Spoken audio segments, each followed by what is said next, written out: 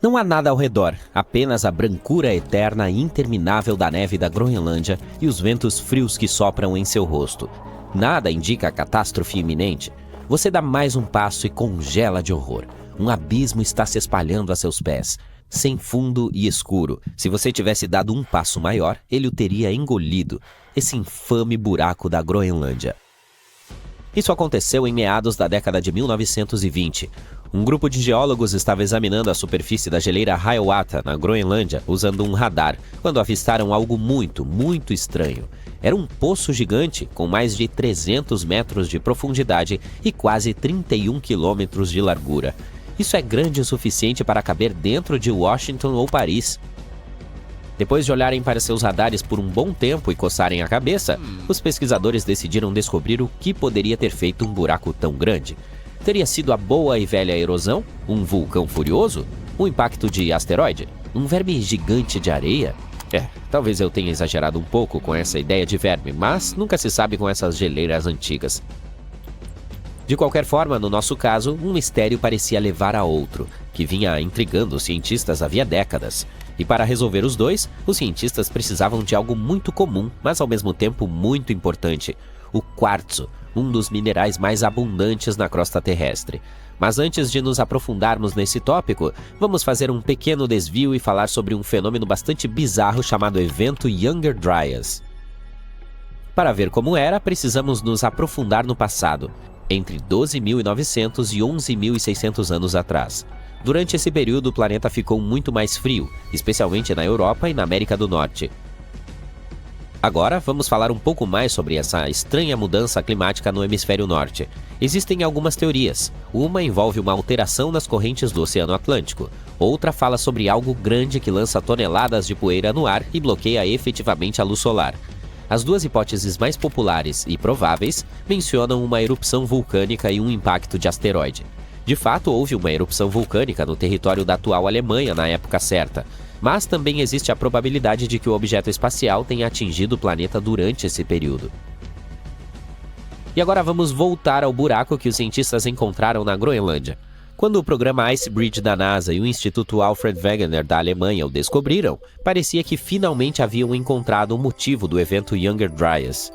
Mas será que foi realmente um asteroide que criou esse impressionante buraco e fez com que as temperaturas caíssem em todo o hemisfério norte? Para testar essa teoria, os pesquisadores precisavam de quartzo. O fato é que, em sua forma pura, esse mineral tem uma estrutura muito simples. É feito de tetraedros de silício e oxigênio entrelaçados. Eficiente e muito bonito. Basta olhar para esses cristais prismáticos de 6 lados. Como sua estrutura é muito simples e os componentes são tão comuns, é possível encontrar quartzo em quase todas as rochas do planeta. Em um determinado momento, a mágica acontece. Rochas maiores sofrem erosão, empurrando para fora pequenos pedaços de areia de quartzo. Os cientistas que exploravam o misterioso poço coletaram essa areia que havia sido arrastada por debaixo da geleira. Era como olhar para as rochas no fundo do buraco sem ter que descer até lá. Muito prático. Então, ao examinar o material, eles descobriram grãos de quartzo com os sinais reveladores de uma terrível catástrofe. PDFs por toda parte. Não estou falando do formato do documento. PDFs significam características de deformação planar na tradução e se parecem com linhas gravadas na superfície do cristal, um sinal de que você está segurando um quartzo de choque. Elas se formam sob imensa pressão, quando os cristais internos são empurrados para fora do alinhamento. Mas o mais interessante aqui é que o quartzo de choque só aparece sob a influência de forças poderosas, como impactos maciços ou explosões terríveis. Em outras palavras, encontrar esse carinha sobre a geleira Hiawatha pode ser a prova necessária de que o buraco era uma enorme cratera de impacto que se formou quando algo igualmente enorme aterrissou ali. Com base no tamanho da cratera, esse objeto espacial provavelmente tinha um pouco mais de 1,5 km de diâmetro, o que equivale a 2 vezes a altura da torre Burj Khalifa em Dubai. Um meteorito tão grande teria parecido 3 vezes mais brilhante do que o Sol ao atravessar o céu, e teria atingido a Terra com uma força imensa. O impacto seria tão grande que teria vaporizado rochas e lançado detritos a centenas de quilômetros de distância. O céu teria se enchido de poeira, ofuscando o Sol e provocando uma queda de temperatura em todo o planeta. E adivinhe só, Essa última parte sobre a diminuição da temperatura deixou os pesquisadores super animados, porque ela abriu a possibilidade de que o impacto seria relacionado ao evento Younger Dryas. Para provar essa ideia, os cientistas decidiram usar o quartzo novamente. Eles o examinaram mais de perto, tentando datar o impacto, e tiveram um choque ainda maior. A cratera Hiawatha não tinha 12 mil, mas 58 milhões de anos. Por outro lado, os especialistas ficaram desapontados por não terem conseguido confirmar sua teoria. A cratera não poderia explicar a onda de frio do Younger Dryas, mas por outro lado ainda era uma descoberta incrível. Agora prepare-se para uma última reviravolta nessa história, e ela gira em torno do quartzo novamente. Outros cientistas descobriram recentemente mais depósitos do mineral de choque em toda a área que hoje é o leste dos Estados Unidos. Ele estava escondido em camadas de sedimentos que datam de pouco antes do período Younger Dryas. É interessante notar que não há nenhuma cratera ao redor desses locais, mas o quartzo não pode mentir, ele fornece evidências de uma poderosa explosão. Isso faz com que os cientistas pensem que sua hipótese de impacto ainda pode ser verdadeira, mas, em vez de uma colisão, poderia ser uma explosão de ar. Um cometa enorme talvez tenha se fragmentado ao entrar na atmosfera da Terra há cerca de 12 mil anos, e os fragmentos teriam explodido antes de atingir o solo, causando uma queimada em massa catastrófica em todo o continente norte-americano e bagunçando tanto o clima que teria desencadeado o período do Younger Dryas. Bem, acho que precisamos esperar um pouco mais para que os cientistas encontrem mais provas dessa hipótese, mas isso não significa que não tenhamos mais fenômenos curiosos para explorar na Groenlândia. Veja esses buracos fascinantes. Certamente são um pouco menores do que o monstro de que estávamos falando. Eles são chamados de moulins e transportam a água de derretimento da superfície até a base da camada de gelo da Groenlândia, e também preparam algumas surpresas para nós.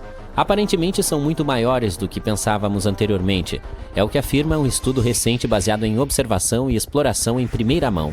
Mais interessante ainda é que esse volume extra pode influenciar a estabilidade da gigantesca camada de gelo em questão, bem como a velocidade com que ela está deslizando em direção ao mar.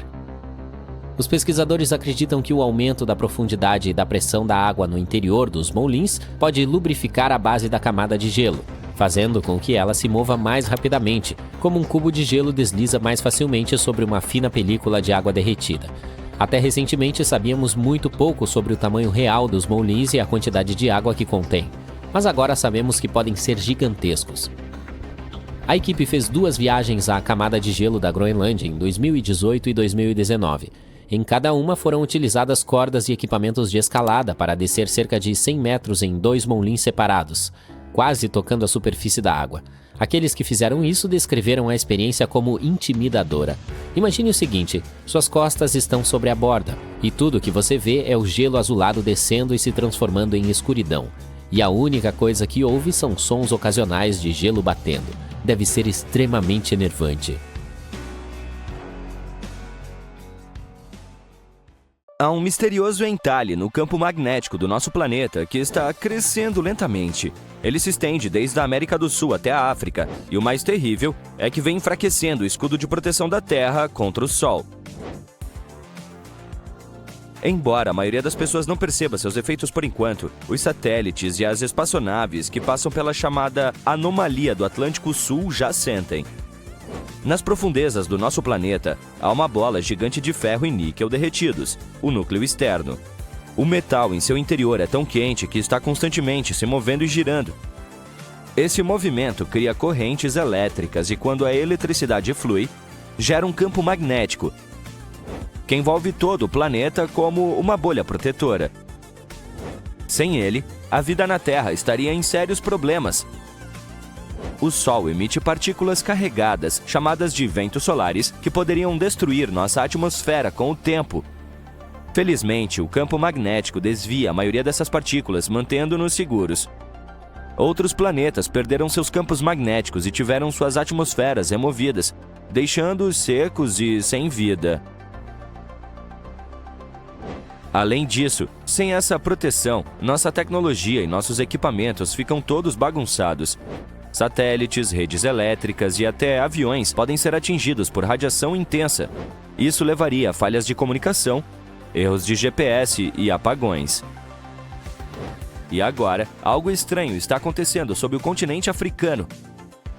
Uma enorme mancha de rocha densa nas profundezas da Terra, chamada de Província Africana de Baixa Velocidade de Cisalhamento, está crescendo e bagunçando o campo magnético. Os cientistas acreditam que essa coisa estranha, parecida com uma rocha, está interferindo no fluxo do núcleo externo, perturbando o campo magnético acima dele. Essa interferência é o que enfraquece o escudo sobre o Atlântico Sul. É como uma rachadura em um para-brisa. Pode não quebrar imediatamente, mas o ponto fraco se espalha com o tempo. Agora, a NASA está observando de perto. Os satélites que passam por essa anomalia apresentam falhas e desligamentos aleatórios. Às vezes, seus circuitos entram em curto-circuito devido a partículas solares de alta energia. Os operadores da missão precisam desligar os sistemas antes de entrar na zona de perigo, e isso só está piorando. A anomalia está se deslocando para o oeste. Isso significa que novas áreas podem ficar sob sua influência. O que é ainda pior, parece que está se dividindo em duas, o que significa que nosso planeta está desenvolvendo dois pontos fracos em vez de um. E aqui está uma loucura. Alguns cientistas acreditam que tudo isso faz parte de um ciclo de longo prazo que vem se repetindo há mais de 11 milhões de anos. E esse ciclo faria com que nossos polos magnéticos se invertessem. O norte poderia literalmente se tornar sul e vice-versa. Essa inversão já ocorreu antes, embora a última vez tenha acontecido há 780 mil anos, muito antes de os seres humanos começarem a circular pelo planeta. Essas inversões ocorrem a cada poucas centenas de milhares de anos. Agora, alguns se perguntam se nossa anomalia é o início da próxima virada, mas os cientistas não têm certeza se estamos atrasados ou se é apenas uma fase temporária. Felizmente, se a virada acontecer, não será instantânea. Pode levar milhares de anos. Mas à medida que o campo enfraquece, mais radiação atingiria a superfície da Terra. Isso afetaria não apenas a tecnologia, os equipamentos, mas também a nós e até mesmo os padrões de migração dos animais. Muitas espécies usam o campo magnético para navegar. E há até alguns possíveis culpados que poderiam ter causado essa coisa estranha. Há duas manchas enormes e misteriosas de material quente e denso nas profundezas do nosso planeta. Uma está sob a África e a outra se formou sob o Oceano Pacífico. Elas são chamadas de grandes províncias de baixa velocidade. Basicamente, enormes formações subterrâneas semelhantes a rochas. As duas manchas são gigantescas. Cada uma é centenas de vezes mais alta que o Monte Everest e se estende por milhares de quilômetros. Elas representam cerca de 6% de todo o volume da Terra e estão entre as maiores características geológicas do nosso planeta. Também são muito estranhas e podem ser estruturadas mais como árvores do que como montanhas irregulares.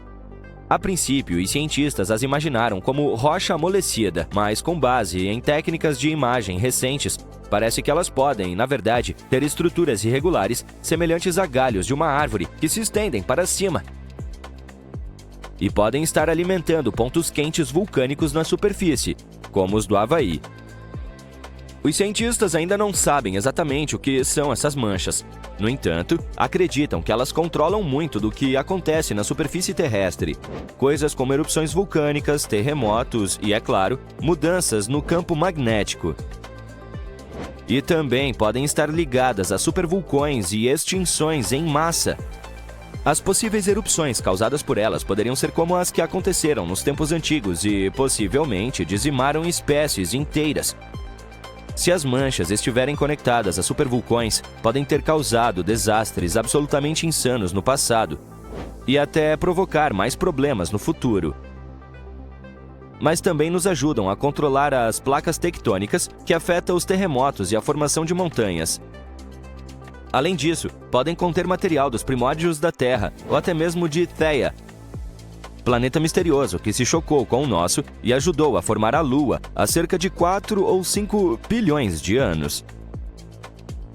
Por fim, a Terra literalmente respira por causa dessas manchas, o que é uma loucura. A atração gravitacional do Sol e da Lua estica ligeiramente o nosso mundinho, fazendo-o subir e descer como uma respiração. Mas agora, os cientistas descobriram que esse movimento de maré está ligeiramente desalinhado sobre as manchas. Elas literalmente interferem na forma como o manto da Terra se move. Essas duas enormes estruturas realmente afetam ativamente o comportamento do nosso planeta. o que é muito perigoso. Só recentemente descobrimos como essas manchas realmente apareceram.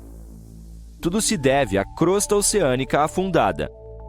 Ao longo de centenas de milhões de anos, partes do fundo do oceano afundaram muito no manto da Terra. Essas placas de rocha se empilharam no fundo. Dessa forma, formaram lentamente essas enormes manchas de crosta reciclada. Os cientistas não concordam se elas são mais pesadas ou mais leves do que o restante do manto. Um estudo sugeriu que são mais densas, o que significaria que são feitas de material mais pesado. Outro estudo sugeriu que são menos densas, o que indicaria que poderiam ser plumas quentes e ascendentes de rocha mais leve. Suspeita-se que a mancha africana seja uma das causas da anomalia do Atlântico Sul. Mas os cientistas ainda estão investigando como exatamente se conectam. Como a mancha africana é basicamente uma mancha gigante e densa situada no topo do núcleo externo, ela pode causar problemas.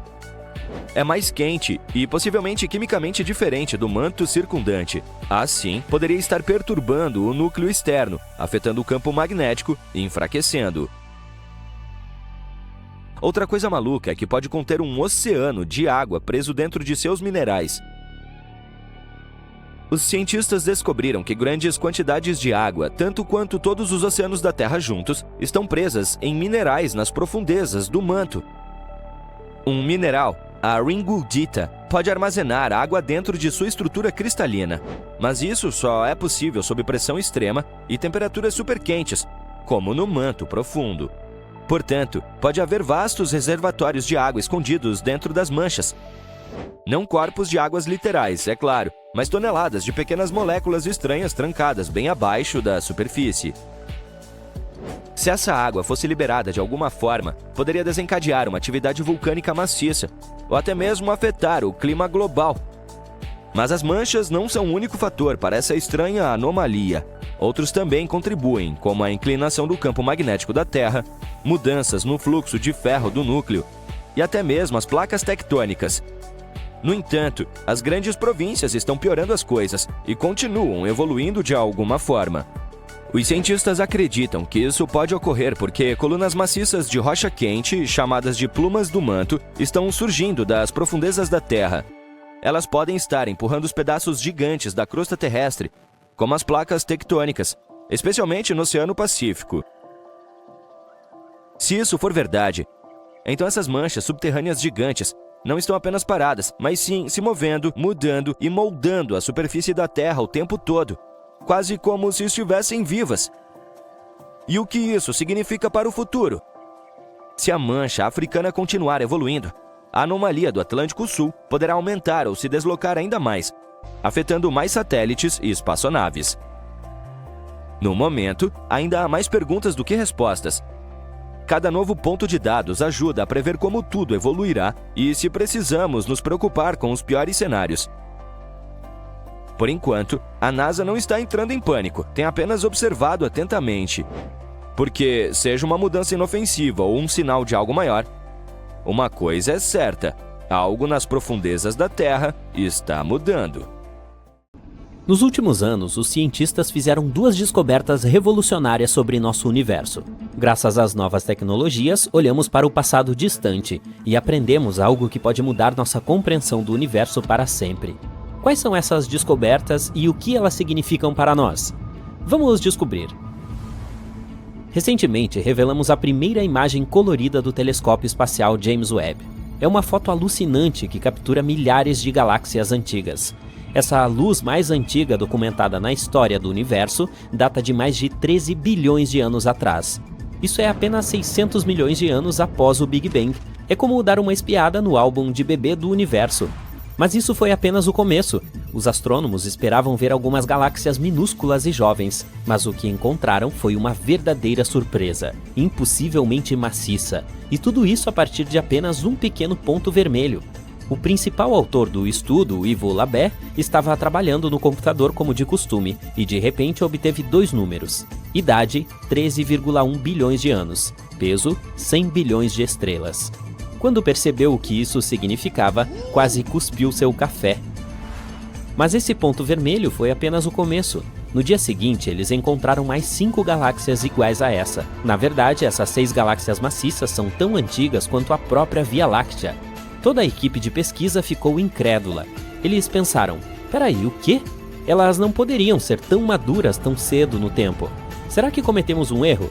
Mas não, o telescópio espacial James Webb, o novo cara legal do bloco espacial, tem sérias habilidades. Ele pode ver através de nuvens de poeira com sua visão infravermelha e detectar galáxias que antes eram invisíveis.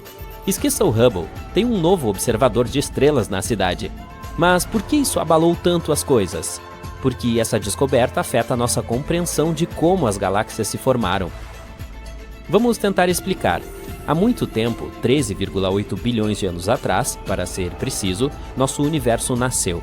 Ele ficou relaxando por um tempo, e então começou a formar as primeiras galáxias. E essas galáxias estavam cheias de gás e poeira.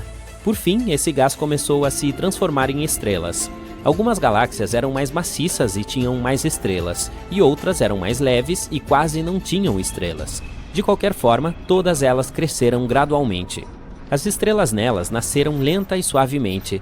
É assim que nossos modelos atuais explicam esse fato. Mas essas novas observações do telescópio espacial James Webb mostram uma surpresa inesperada. Parece que, mesmo no início do universo, nossos antigos amigos tinham muitas estrelas, mais do que esperávamos. Se for esse o caso, então essas galáxias são como os superdotados do universo. Elas pularam a fase de crescimento pequeno e gradual e foram direto para serem gigantescas rompedoras do universo. De acordo com o nosso modelo cosmológico atual, elas nem deveriam existir, mas existem. Portanto, parece que após o Big Bang, as estrelas estavam se formando muito mais rápido do que pensávamos, o que é muito estranho. Isso pode significar que há algo faltando em nossa compreensão da formação das galáxias. Como você pode ver, essas rompedoras do universo estão realmente fazendo jus ao nome, causando um possível consenso total entre os cientistas. O universo estava tipo, ei, estou prestes a virar os modelos cosmológicos de cabeça para baixo. Mas não devemos tirar conclusões precipitadas. Há muitas teorias que poderiam explicar essas descobertas surpreendentes sem quebrar o modelo padrão. Por exemplo, talvez a luz que estamos vendo não esteja vindo de estrelas, mas de discos rodopiantes de destruição em torno de buracos negros supermassivos.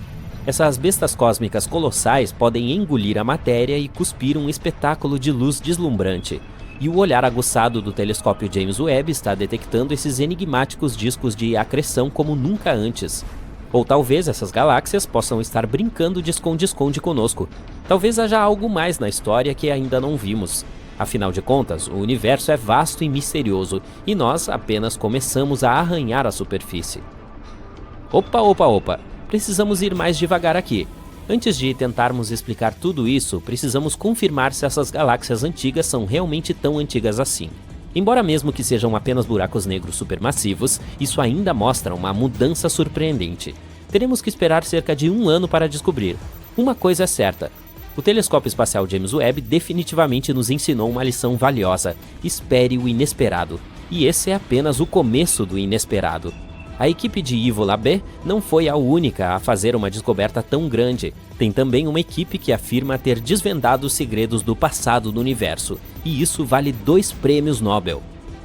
Saia da frente, telescópio espacial James Webb, porque essa descoberta veio de uma antena que é menor do que uma geladeira e custa menos de 5 milhões de dólares.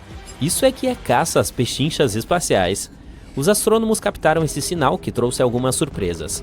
Ele estava vindo das primeiras estrelas do nosso universo, na época em que elas estavam apenas começando a cintilar.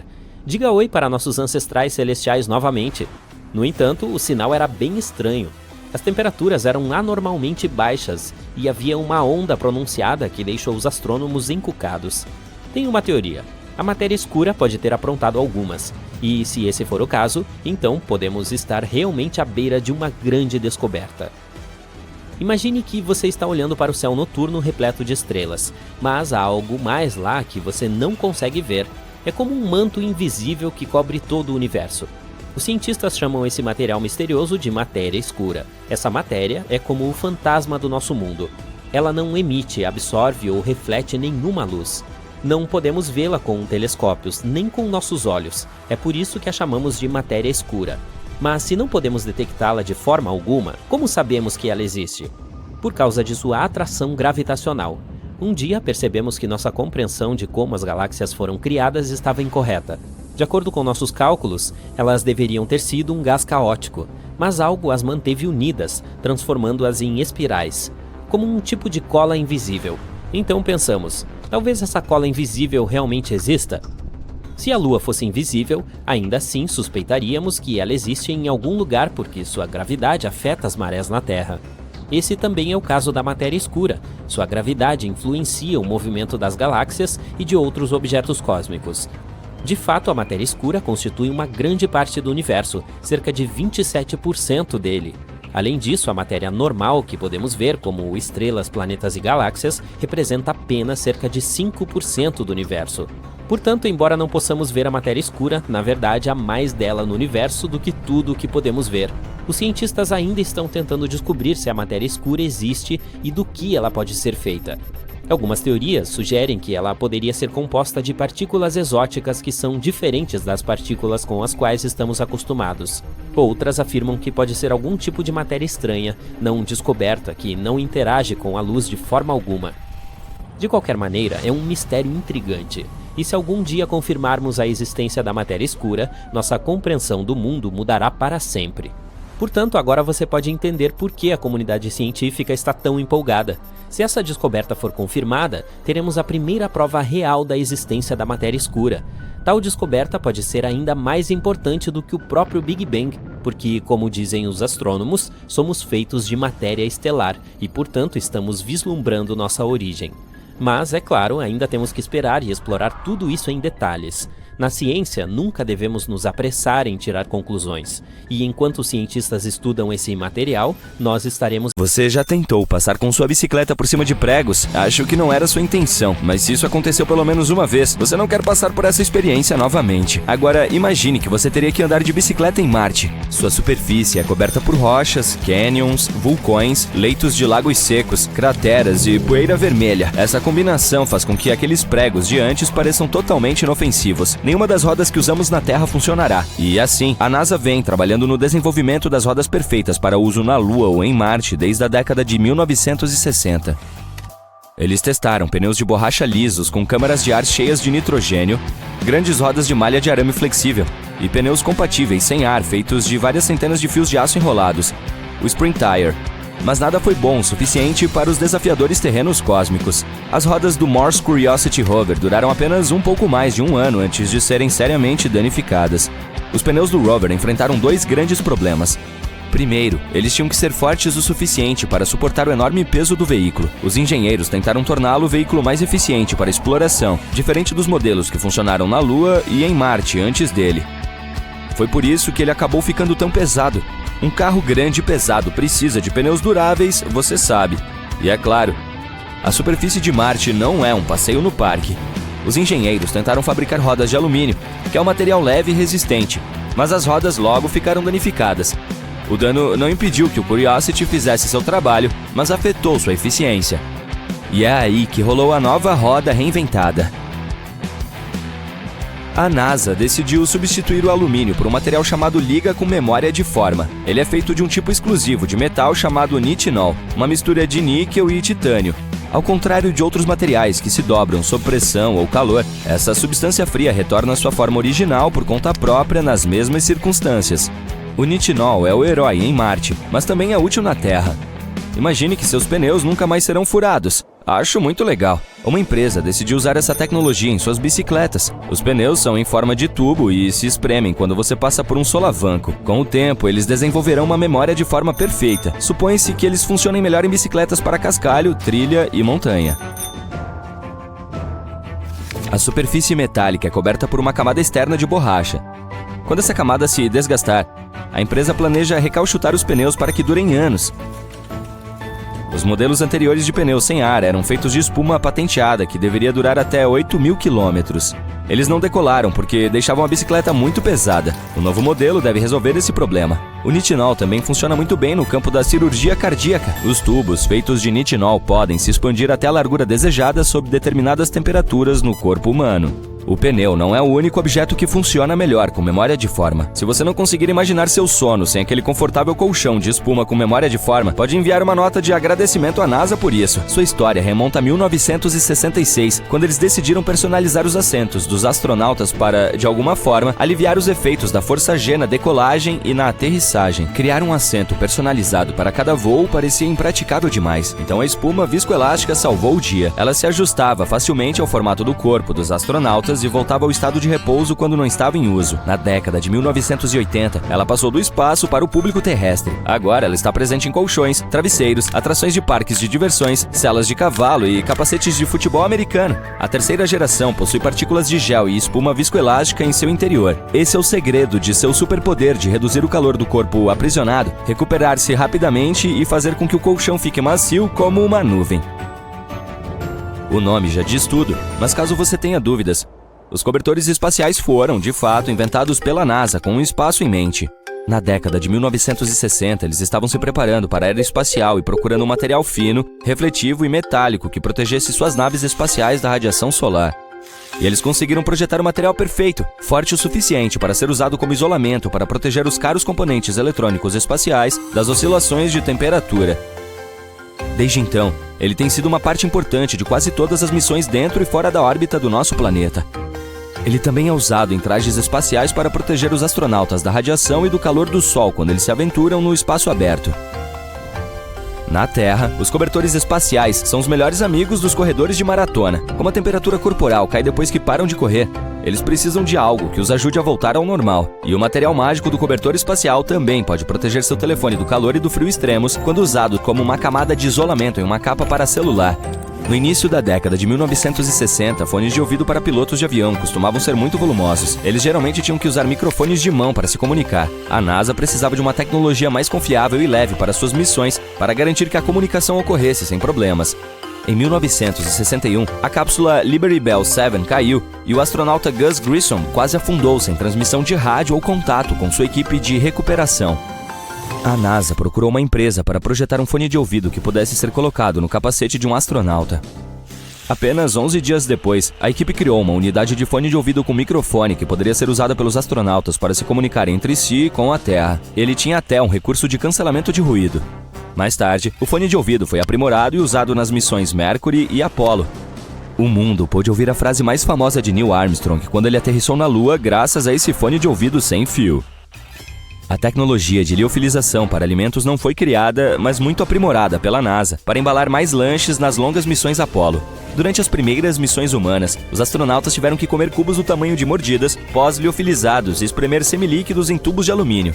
Não parece uma refeição festiva, certo? Os astronautas não estavam satisfeitos com essa dieta, então a NASA teve que pensar em uma solução melhor para as missões Gemini. Eles financiaram uma pesquisa que desenvolveu molhos especiais que podiam ganhar forma comestível em água quente em apenas 5 minutos. A ideia de liofilização é cozinhar o alimento, congelá-lo sob baixa pressão e, em seguida, aquecê-lo lentamente em uma câmara de vácuo para remover os cristais de gelo. Graças a essa tecnologia, os alimentos mantêm 98% de seu valor nutricional, com apenas 20% de seu peso original. A NASA continuou aprimorando a tecnologia nas décadas seguintes. Atualmente, os alimentos liofilizados são de grande ajuda para mochileiros, programas de assistência em desastres e qualquer pessoa que precise levar pouca bagagem, ainda assim obter uma nutrição adequada. O termômetro infravermelho, que nos permite verificar a temperatura à distância, também foi desenvolvido com o apoio da NASA.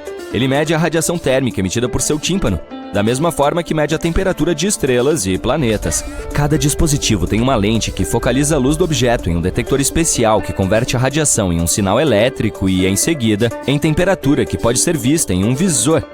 Ele é usado para muitas finalidades, desde o monitoramento de temperaturas de pontos quentes em sistemas mecânicos e elétricos, até a verificação da temperatura de visitantes em locais públicos. Aposto que você não esperava por essa. A tecnologia por trás das selfies vem daquela projetada para câmeras de missões interplanetárias.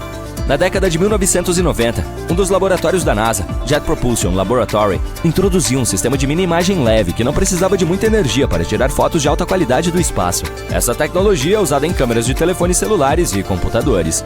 E se voltarmos à década de 1960, encontraremos algumas boas evidências de que toda a ideia de selfies poderia pertencer aos astronautas. Edwin Buzz Aldrin, o segundo homem a caminhar na Lua, tirou algumas selfies lá em cima com uma câmera Hasselblad especialmente projetada. Ele até usou a espaçonave como um tripé para estabilizar a imagem e colocar seu rosto nela. Lembre-se disso se algum dia você for parar no espaço sem ninguém para tirar fotos suas.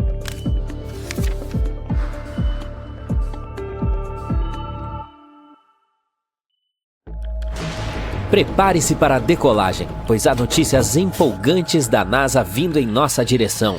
Quer dar uma olhada no fascinante mundo da lua de Saturno, Titã? A inovadora nave Dragonfly da NASA está pronta para decolar em 2027, com o objetivo de explorar esse misterioso objeto espacial. Agora, deixe-me apresentá-lo a Titã. É um corpo celeste gelado com uma atmosfera cheia de nitrogênio e pode até ter um oceano subterrâneo. Titã também abriga rios e lagos que correm em sua superfície. Mas adivinhe só, eles não estão cheios de água como o nosso adorável planeta. Em vez disso, eles têm metano. Agora vamos dar uma olhada nas credenciais celestiais de Titã. Não se trata de uma lua qualquer, é a segunda maior de todo o nosso sistema solar. Ela é apenas 2% menor do que a maior lua que temos em nossa vizinhança, que é Ganimedes, de Júpiter. O tamanho de Titã envergonha até mesmo Mercúrio, e eu mencionei que sua atmosfera é 4 vezes mais densa do que a da Terra. Graças à baixa gravidade e à atmosfera espessa de Titã, o Dragonfly é o companheiro robótico perfeito para descobrir seus tesouros ocultos. Vamos falar sobre o Dragonfly, a estrela da próxima missão da NASA em Titã. Esse drone cósmico não é um explorador comum. Equipado com uma gama completa de dispositivos interessantes, o Dragonfly é como um laboratório voador pronto para descobrir mais segredos de Titã. É a primeira sonda interplanetária com Rotorcraft Lander, projetada para nos levar em uma jornada épica de descobertas. E não se deixe enganar pelo nome. A libélula não vai apenas zumbir por aí sem rumo. Essa maravilha tecnológica é capaz de planar por vários quilômetros entre diferentes locais na superfície de Titã. Pense nela como um serviço de Uber cósmico para cientistas. E por falar em tecnologia, a Dragonfly está carregando alguns equipamentos muito legais. Ela contará com o instrumento Drill for Acquisition of Complex Organics, DRACO, que nos ajudará a coletar material de Titã, enquanto o Dragonfly Mass Spectrometer, DRAMS, analisará a composição dessas amostras. Mas como foi que descobrimos Titã? Foi em 25 de março de 1655, quando um astrônomo holandês estava lá fora com seu telescópio explorando os cosmos. E eis que ele avistou algo incrível. Era Titã, a maior lua de Saturno. Avançando quase 300 anos, chegamos a 1944, quando outro astrônomo muito legal entrou em cena. Ele estava fazendo alguns experimentos com luz quando descobriu que Titã, na verdade, tinha sua própria atmosfera. Há mais nessa história. Em 1979, a espaçonave Pioneer 11 decidiu fazer um passeio pelo sistema de Saturno. Ela confirmou todas as coisas legais que os cientistas haviam especulado anteriormente sobre Titã, como sua temperatura e massa. Entretanto, houve um pequeno erro. Aqueles cientistas sorrateiros pensaram que Titã poderia ser a maior lua de todo o sistema solar. Ops, palpite errado. No entanto, Titã tinha uma atmosfera misteriosa e densa que deixava todos atentos. Agora vamos dar um zoom na década de 1980, quando as espaçonaves Voyager 1 e 2 fizeram sua grande entrada. Esses exploradores cósmicos passaram por Saturno e queriam dar uma boa olhada na superfície de Titã. Foi quando Titã decidiu jogar um jogo de esconde-esconde com eles.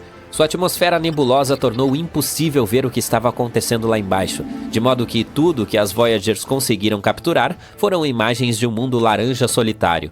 No entanto, eles avistaram uma névoa azul elegante na atmosfera superior. As coisas começaram a ficar realmente empolgantes na década de 1990. O telescópio espacial Hubble juntou-se à festa e decidiu tirar algumas fotos legais de Titã usando luz infravermelha especial. Esse dispositivo inteligente conseguiu atravessar a névoa e pronto! As imagens do Hubble revelaram áreas de cores diferentes em Titã, quase como um tabuleiro de xadrez cósmico gigante. Agora sabemos que há até mesmo um ponto brilhante tão largo quanto a Austrália lá embaixo. Entretanto, apesar dessas imagens fantásticas, o mistério do que estava sob a névoa de Titã ainda não havia sido resolvido.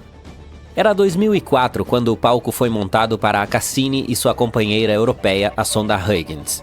Elas eram como a dupla dinâmica definitiva, prontas para enfrentar Saturno. A Cassini começou a orbitar o planeta com anéis e imediatamente concentrou sua atenção em Titã. O grande momento finalmente chegou. Em 14 de janeiro de 2025, a sonda Huygens atravessou a atmosfera de Titã. Durante sua descida, a Huygens coletou todos os tipos de dados incríveis, capturando imagens e analisando a atmosfera. Em seguida, a sonda transmitiu essas informações valiosas para a Cassini, que, como um mensageiro cósmico, as enviou para nós terráqueos, que aguardávamos ansiosamente. Nos 13 anos seguintes, a Cassini se aproximou de Titã mais de 100 vezes, usando todos os tipos de instrumentos sofisticados para dar uma boa olhada na superfície e na atmosfera da Lua. Os cientistas puderam finalmente confirmar que Titã tinha nuvens, lagos e rios, e que também havia alguma chuva caindo em sua superfície. Felizmente para nós, Titã não é a única lua em nosso sistema solar que poderia tecnicamente abrigar a vida. Veja a maravilhosa lua de Netuno chamada Tritão. Para começar, ela é a maior lua de Netuno, mas também é muito estranha. Entre as muitas luas existentes, apenas 5 são conhecidas por serem geologicamente ativas. E adivinhe só, Tritão orgulhosamente faz parte desse clube exclusivo. Ele adora exibir seus geysers que expelem gás nitrogênio. Imagine Tritão como uma fashionista em um conjunto gelado. Sua superfície é composta principalmente de nitrogênio congelado, o que lhe dá um ar frio e gelado. Talvez você queira levar um casaco quente se for visitá-la. Agora, você deve estar se perguntando como Tritão consegue se manter aquecido em um ambiente tão gelado. Bem, ele tem uma arma secreta chamada Forças de Maré. Imagine Tritão e Netuno envolvidos em uma dança cósmica, criando atrito gravitacional. Essa dança parece gerar algum calor, ajudando a aquecer as águas de Tritão. Com toda essa conversa sobre calor, você pode estar ficando animado com a possibilidade de vida em Tritão. Entretanto, encontrar vida nessa lua é tão provável quanto encontrar um unicórnio andando de skate. A Voyager 2, a única missão que já passou por Tritão, fez sua viagem em 1989. E se você está esperando por outra missão a Tritão em breve, bem, digamos que as estrelas não estão se alinhando a nosso favor, literalmente. A janela para uma missão a Tritão abre-se apenas uma vez a cada 13 anos, pois nosso planeta e Júpiter precisam estar perfeitamente alinhados para que o pouso funcione. Os cientistas usariam a força gravitacional do maior planeta de nosso sistema solar para lançar com segurança uma sonda em Tritão. Agora vamos falar do elefante na sala, ou devo dizer, o urso polar. É tão frio em Tritão que as esperanças de que a vida sobreviva sem congelamento são tão pequenas quanto um palito de dente. Desculpe, pequenos micróbios em potencial, talvez vocês precisem de alguns suéteres extras para se estabelecerem lá. Embora Tritão possa não ser o lugar mais acolhedor para a vida, ainda é uma joia celestial que vale a pena explorar. Os cientistas também acreditam que Tritão nem sempre fez parte da tripulação de Netuno. Na verdade, Tritão provavelmente estava apenas cuidando de seus afazeres, vagando sem rumo no distante cinturão de Kuiper. Netuno, com sua poderosa força gravitacional, arrebatou Tritão, transformando-o oficialmente em sua própria lua. Assim como nosso fiel satélite, Tritão também está preso em um confronto permanente com Netuno. Um lado de Tritão está sempre com os olhos fixos no planeta. Quanto ao destino dessa incrível lua, as coisas não parecem muito boas a longo prazo. Ela está se aproximando cada vez mais de Netuno a cada dia. Por que isso acontece, você pode se perguntar. O problema está nas interações de maré, que estão pregando algumas peças cósmicas em Tritão. Elas estão fazendo com que sua órbita se afaste, como uma dança em câmera lenta em direção a Netuno. Os cientistas preveem que em cerca de 3,6 bilhões de anos, Tritão cruzará um limite invisível. Se esses cálculos atuais estiverem corretos, há 2 cenários possíveis. Ou ele sofrerá uma colisão com a atmosfera de Netuno, ou simplesmente se quebrará em pequenos pedaços. Se isso acontecer, um sistema de anéis totalmente novo se formaria em torno de Netuno, assim como o que vemos atualmente em torno de Saturno. Tritão não é o único satélite que pode acabar dessa forma. Phobos, uma das luas marcianas, provavelmente também se desintegrará, e mais cedo, em 30 a 50 milhões de anos. Júpiter tem 79 luas conhecidas, e as 4 maiores que são particularmente interessantes são as de Galileu. Elas foram nomeadas em homenagem a Galileu Galilei, que as descobriu no século XVII. As 4 têm algo em comum, mas ao mesmo tempo são muito diferentes. Europa é a menor delas, com o diâmetro de 3.000 quilômetros. Orbita Júpiter a cada 3 dias e meio. As primeiras imagens que obtivemos de lá foram tiradas na década de 1970. A superfície dela consiste principalmente de gelo de água. É uma lua com longas fraturas, geralmente com cerca de 1 quilômetro de largura, que podem se estender por milhares de quilômetros em sua superfície. Elas provavelmente se formaram quando a crosta se separou com a força das marés no misterioso oceano abaixo da superfície. Em 2012, os cientistas descobriram plumas de vapor d'água em erupção, perto do polo sul dela, subindo até 200 quilômetros. Elas podem nos ajudar a descobrir o que há dentro de Europa sem precisar pousar lá. Os pesquisadores acham que pode haver um oceano magnífico escondido de 15 a 25 quilômetros abaixo da superfície sólida, com 65 a 160 quilômetros de profundidade. Mesmo tendo apenas 1/4 do diâmetro da Terra, ela contém o dobro de água de todos os nossos oceanos juntos. Esse oceano é um ambiente potencial para algumas formas de vida, na qual os cientistas acreditam que toda a crosta de gelo está flutuando e provavelmente faz uma rotação completa em torno de Europa, uma vez a cada 12 mil anos. Na imagem que a espaçonave Galileu tirou, você pode ver pequenas manchas marrom escuras, com 10 quilômetros de diâmetro, e que se formaram à medida que o material quente e menos denso chegava à superfície. Ela pode também ter empurrado a crosta ou rompeu tudo junto. A superfície de Europa consiste nos chamados terrenos do caos, que são áreas rugosas rodeadas por uma superfície mais lisa. Seu equador talvez seja coberto por pontas de gelo chamadas penitentes, que podem chegar a 15 metros de altura. Nós temos assim na Terra também, especialmente em áreas secas de grandes altitudes. Mas nenhuma delas é tão grande quanto as de Europa. Nossa Lua tem mais de 5.000 grandes crateras em um diâmetro de mais de 25 quilômetros. A superfície de Europa não tem crateras de impacto e não parece ter mais de 50 milhões de anos. Isso significa que está mudando e se renovando o tempo todo. É uma lua gelada e uma das mais suaves de todos os objetos espaciais sólidos do nosso sistema solar. Por causa disso, é 5 vezes mais brilhante que a nossa. Europa está sob uma rajada constante de radiação vinda de Júpiter, tão forte que não duraríamos nem um dia lá. Ela está 5 vezes mais longe do centro de nosso sistema solar do que a Terra. Dessa maneira, quase não recebe calor proveniente do Sol. Por isso, pode permanecer congelada, uma vez que a temperatura média é de menos 160 graus no Equador e de cerca de 220 graus negativos nos polos.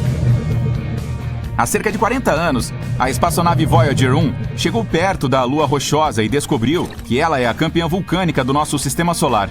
É a quinta de Júpiter, a mais interna, e tem 4 bilhões e meio de anos, quase a mesma idade do próprio planeta.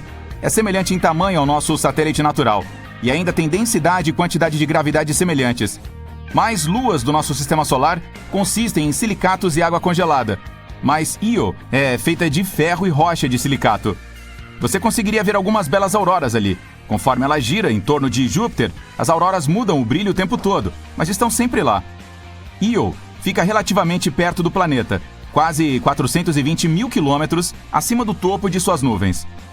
Se você pudesse ir até lá e dar uma olhada em Júpiter, ele pareceria 40 vezes maior no céu do que a nossa Lua. Observar as estrelas lá seria incrível. Io precisa de 42 horas e meia para orbitar Júpiter, sendo que a nossa Lua necessita de quase um mês. Em alguns pontos, a altura da maré desse satélite de Júpiter pode chegar a 100 metros. É semelhante ao que temos na Terra. A gravidade da nossa Lua causa marés oceânicas. Io não tem oceano, mas o próprio solo se move, subindo e descendo. É como se um elevador o levasse para o fundo e depois para o topo de um prédio de 30 andares. A gravidade de Júpiter e de suas outras grandes luas afetam Io. Então as marés de solo em sua superfície são 5 vezes mais altas que as oceânicas mais altas do nosso planeta. Tudo isso deixa o local tão quente por dentro que alguns dos materiais internos derretem, fervem e tentam escapar da maneira que for possível. Eventualmente formam-se um buraco no chão, que então se transforma em um vulcão. Io é o corpo mais ativo do nosso sistema solar quando se trata de vulcões. Lá existem mais de 400 deles, com 150 em erupção o tempo todo. Alguns lançam suas plumas de gás quente a 320 km no espaço. Seria difícil andar até lá, pois estamos falando de um mundo muito intenso de planícies aluviais de rocha líquida, enormes fluxos de lava, múltiplos lagos com esse elemento e gigantescas montanhas em colapso. Ganymedes, a maior lua do sistema solar que conhecemos, também tem o maior oceano. Ela é 26% maior do que Mercúrio em termos de volume, mas é menos densa. Esse satélite natural gigante tem uma crosta espessa de água congelada a 150 quilômetros de profundidade. Pode haver um enorme oceano de água líquida por baixo, que se estende por 100 quilômetros de profundidade, o que é cerca de 10 vezes mais do que o ponto mais profundo dos oceanos da Terra. A Voyager também detectou calotas polares de gelo lá. Ganymedes é metade rocha, metade água, incluindo pequenas quantidades de metais e gelo. Sua atmosfera é muito fina e não contém oxigênio. O oceano provavelmente não contém vida. A Terra é um grande exemplo de como certos micróbios e criaturas podem sobreviver nas profundezas sem luz solar. Mas o oceano de Ganimedes é tão profundo e a pressão é tão forte que a água no fundo provavelmente se comprimiu de volta a gelo. Certas formas de vida nas áreas mais profundas do nosso oceano sobrevivem graças às fontes geotérmicas que ejetam minerais. Como é provável que haja gelo espesso entre o oceano e o núcleo, esse não é o caso de Ganimedes. Mas o oceano lá é salgado, com várias camadas divididas por pedaços de gelo. Se houver alguma chance de vida, pode ser na parte onde o núcleo rochoso está em contato com a camada mais interna do gelo. Por baixo de toda aquela água e gelo, Ganimedes é a única lua em todo o sistema solar com um campo magnético. Isso é possível porque ela tem um núcleo líquido. Além disso, circunda Júpiter aproximadamente uma vez a cada 7 dias. Sua órbita é excêntrica, ou seja, em alguns pontos fica bem perto do planeta. Ganimedes, Io e Europa têm forças gravitacionais que afetam umas às outras. No momento em que Ganimedes orbita Júpiter uma vez, Europa faz 2 órbitas e Io 4. 1/3 da superfície de Ganimedes contém grandes regiões escuras, enquanto os outros 2/3 são mais claros. As áreas escuras são mais antigas e contêm mais crateras. As mais claras têm cristas e sulcos longos com cerca de 700 metros de altura e milhares de quilômetros de comprimento. Calisto, a terceira maior lua do sistema solar em diâmetro, precisa de 17 dias terrestres para orbitar Júpiter. Sua atmosfera é bem fina. Existem muitas crateras de impactos, mas sua crosta antiga é basicamente a mesma há mais de 4 bilhões de anos. Quando um planeta é geologicamente ativo, como a Terra, algumas coisas podem apagar a maioria das evidências de impactos anteriores. Água, vulcões, movimentos das placas tectônicas, atividade humana e o clima. Tudo isso modifica a superfície. Calisto não tem nada disso. Os cientistas acham que essa lua costumava ser um mundo oceânico que acabou congelando. Ela foi atingida por meteoros de vez em quando, mas permaneceu intocada em sua maior parte. No entanto, possui algumas crateras bastante impressionantes, como Valhalla, a maior cratera com vários anéis do nosso sistema solar, com 4.000 quilômetros de diâmetro. As principais crateras em Calisto contêm mais anéis do que em outros corpos celestes. O que quer que tenha atingido esta lua era grande o suficiente para perfurar a fina crosta, fazendo com que a água se espalhasse na superfície. E abaixo desta crosta fina pode haver um oceano salgado ou gelo macio. A sonda espacial Galileu detectou que o campo magnético de Júpiter não conseguia penetrar através dessa lua, provavelmente por causa de uma camada de, pelo menos, 10 quilômetros de espessura. E é por isso que é difícil explorar Calisto. Luas como Europa têm aberturas que ejetam água dos oceanos subterrâneos. Mas para explorar Calisto e observar mais sobre seu passado, teríamos que usar um método à moda antiga, escavando através da crosta. Se quiséssemos chegar às partes externas do nosso sistema solar, Calisto seria um ótimo local, pois a radiação de Júpiter não o alcança, então estaríamos mais seguros lá do que em algumas outras luas internas.